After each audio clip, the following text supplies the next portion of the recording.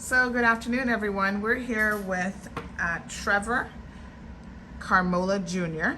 And this young man is about to share what I think is an amazing story with all of you as our viewers. Now, Trevor, good afternoon. Afternoon. Thank you so much for taking the time out of your schedule to spend a few minutes with us. Tell us what happened yesterday. You've become a little bit of a community hero because of some brave actions that you took yesterday. So let's start at the top. How was your day going earlier in the day? If I'm being honest, the day was actually pretty boring up to that point. Yeah. Literally nothing was happening. A lot of my friends weren't even at school. So it was an uneventful day. Really uneventful. All right. Then you come home, and do you take the bus home? You don't take the Yeah, bus? but they dropped me at the top of the road, so it was like a 10-minute walk in. Okay. When I got home, I didn't even get to go inside. I just saw the smoke, and I went to go investigate what it was. Yes. As you're walking up to your house, you see smoke coming from where? It's coming from behind my house. There's a little hut behind, and the house itself wasn't on fire yet.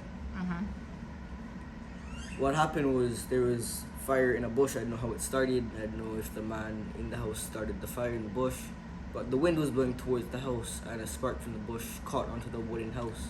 Wow. Yeah, and that's how the whole fire started. So there's your neighbor then, basically, who lives behind you. Yeah. A bushfire jumped into a structural fire, and it's a wooden structure, which means it can spread completely quickly. wooden. It's out there. It's completely burned. It's only the supports that are left standing. Oh my God. Wow. So what did you do when you saw this fire? First you saw the smoke, you go to investigate.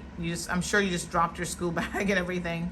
Yeah, I left my school bag right there, right on the ground on the rocks. I ended up forgetting where it was after I couldn't find my keys. But when it struck me, at first I was a little bit panicked. I didn't know what to do. I stood there, but after a while, when I finally got the bag off my shoulders, I ran across like Cliff Rock, I think they call it. Once I got there, I went around the house. I said hello. I didn't get any answer. That's when I actually started to rush. But when I got around the house, the fire was small and it was spreading extremely quickly. The man, he was inside the house trying to put it out. When I got there, I had to actually go in and come pull him out because one, there was no water because he normally collects water from rain. And then two, if he stayed in there, he was gonna either get smoke in his lungs like I did or get burned. So after I pulled him out, I then called the police, our fire department. Once I called them. So you dialed 911 Yeah. or yeah, okay. After that, when I was on the phone, he went back in the house. Oh wow. Yeah. I couldn't follow him back in because of the fire and the smoke. I had to sit there screaming or shouting at him while still trying to communicate with the lady on the phone. Yeah. Why did he go back in the house? Do you have any idea? He came back out with some bottles with some wine and beer. He also got his bicycle out of the house as well as a So chair. he was trying to sit take on. stuff out of the house, Yeah. basically. Wow. He also tried to put out the fire several times. Oh my gosh. So then what happened after that? After he got a couple stuff, I got him to back away from the house to the point where he couldn't go back in. And that's when the security arrived to take him in and like ask him questions, things like that.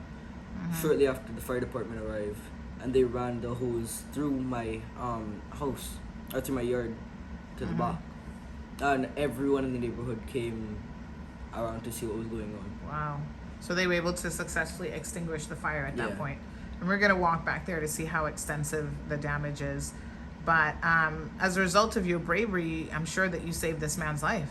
I'm sure, but I have no idea where he is because after the fire actually happened, he refused medical care. Oh, wow.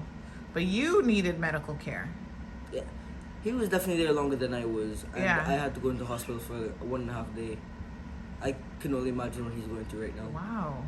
So what was the prognosis for you? Why did you end up having to go to the hospital? There was smoke in my lungs. Wow. At first, I didn't feel it at all, but because I was there at like 3:30ish, and I was in the house for about 20 minutes, or I was in the smoke itself for 20 minutes. That's probably breathing it more than that because of how the wind was pushing the smoke over. Mm-hmm. But when the ambulance and things came, they said, hey, since you're so exposed to smoke, we need to take you in, check on you, see if there's actually smoke in your lungs. Mm-hmm. So when I got to the hospital, I started to feel really bad, like my lungs, my chest started tightening, my throat was hurting, my voice was getting hoarse. They had to put me on oxygen, it was so hard to breathe. Wow. They had to take x-rays. I got to the point where I was getting so little oxygen into my body I could barely stand. I had to hold on to dear life to go and take the little x-ray they wanted to take in order to find out what was going on. So basically, they diagnosed you with smoke inhalation, Yes. which can be very dangerous. Yeah, the when I was on the way on the ambulance there, they told me, yeah, we need to get you checked out because this can be life or death. Amazing. So how are you feeling today? Are you feeling a lot better now? It's much better. After I slept, after like 7 nebulizer runs, I felt much better. Yeah. So basically, they just helped your lungs to like clear themselves out and stuff like that. Yeah. Nice. Okay. And you said you don't know where the gentleman is. Any idea how old he is? No, but he was very old. He didn't look too strong. He's very skinny and scrawny. Yeah, I heard maybe he's in his 60s. So. Yeah, he went up the road actually. I don't know where he went. I know he has family. For example, there's one guy that lives behind that way. He actually texted me saying thanks, he's my uncle. I didn't know that. Yeah. But I don't know if he's with him or where did he go. Okay. Well, this is an amazing story. Now you have a little bit of training in the sense that you have a cadet background. So tell us a little bit about that. Yeah, I'm a sergeant in the Cayman Islands Cadet Corps. That definitely had some training. Because there's two things that really are that two main things. There was when you first join, they teach you how to do police calls, how to stay calm, how to assess your situation, how to tell for damages in what. For example, in the fire, I had to look at all the gas tanks and tell the police or the fire department where they were. All right.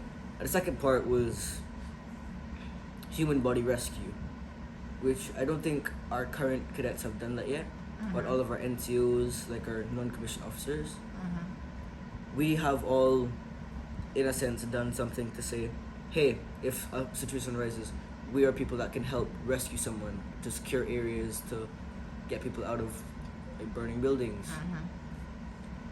So the training was definitely useful in every sense of the matter in the situation. That's amazing. So next week, I'm sure your friend's going to be like, wow, this is amazing. You're a hero. How do you think you're going to react to maybe the extra attention from your schoolmates and stuff like that? As a person, as a lot of people know, I don't like a lot of attention. Okay. That might be a problem now. Yeah, I can tell. You're probably going to end up going viral, right? But it's for good things. So, but I'm sure everyone is going to be appreciative of what you've done. You put your own life really on the line to try to help rescue someone else. I think that's absolutely amazing. When it came down to the moment, it wasn't really thinking of, hey, is this guy gonna die or something like that. Right. No, it was all instinct. There was just no do it. real thought behind it. It was, hey, danger, help him. There was Yeah. no thought to say, maybe I can get hurt. Right. It didn't occur to me. You just acted and what you Yeah. knew was the right thing to do. Yeah, that's pretty cool. What's your mom said about this? I know she's got to be super proud of you. She was, but the thing is, after the incident and she came down to the hospital, her and my father were mad worried. Yeah. They were up there till I think like 2:30 in the morning. Oh my Because that's when they finally got me transferred to our room. By then, I had already been on 7 nebulizers. Yeah. And it was opening up my lungs, but I only actually felt like the actual changes the morning after. Right. So they were extremely worried. Yeah. Yeah. Okay. All right. Well, we're gonna go out back now, folks, and kind of see the location of the fire and any idea what might have caused it? Like I said, there was like a fire in the back. Just a There was little bush fire. Yeah. All I saw, I don't know if he lit the fire. I don't know if it was just Yeah. hot. Cause there was metal back there. I don't know if it like heated up wood or anything like that. Yeah, we've had about 3 fires in the last 2 days, like bushfires. Yeah, so. because there's one down in Frank Sound. Yeah. People gotta be However, that one careful. started. It's probably how the bushfire over here started. I don't. It's sort of Beats me, though. instantaneous or whatever.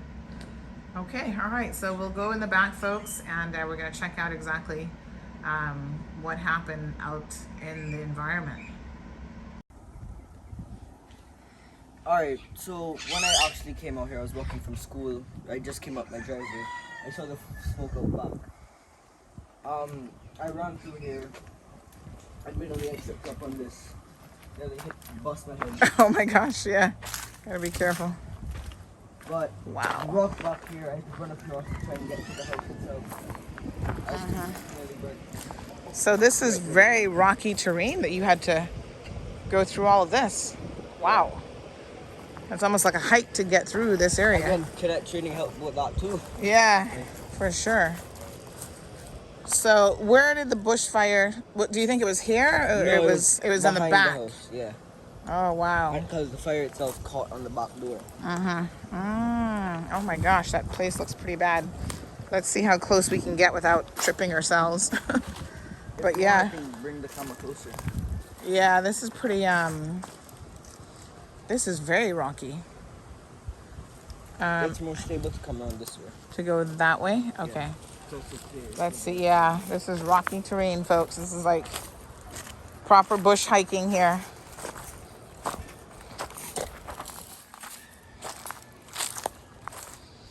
And you just took off running through all of this? Wow. Look at this, folks. I'm telling you, this is amazing. Hopefully there's no scorpions. no cowitch. I'm probably less worried about scorpions right now. Oh my goodness, look at this, folks. This young man ran through all this like nothing yesterday. See the bigger rocks, like the ones like on the floor itself? Yeah. Just on them because they'll always be stable. Yeah.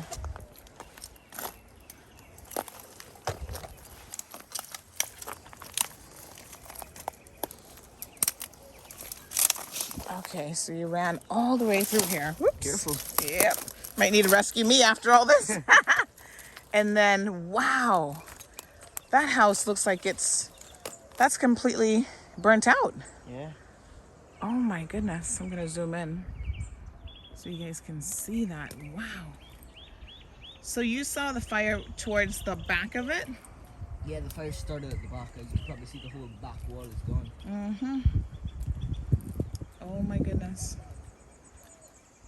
And then when you were calling for him, you were calling from this side? I started at the front, I got no answer, and I started going around the left. Where you can see the chair. Yeah. And where was he? He was more on the left side then? No, he was in the back. He was actually in the back. Yeah. He was trying to put the fire out at first. And that's when I had to put him up. I mean, even the roof is completely burnt out.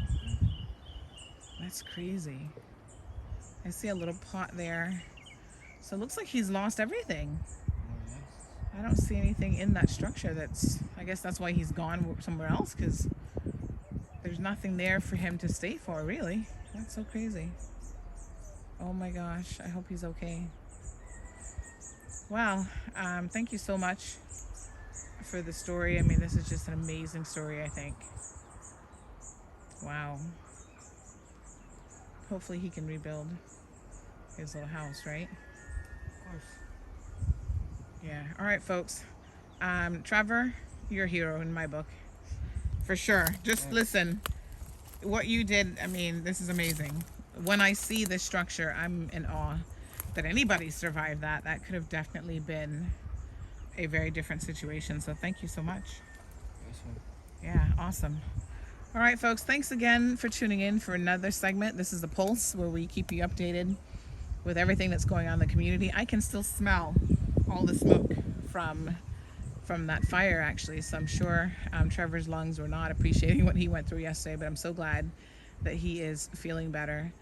Trevor, again, big shout out to you. You've done a wonderful job here.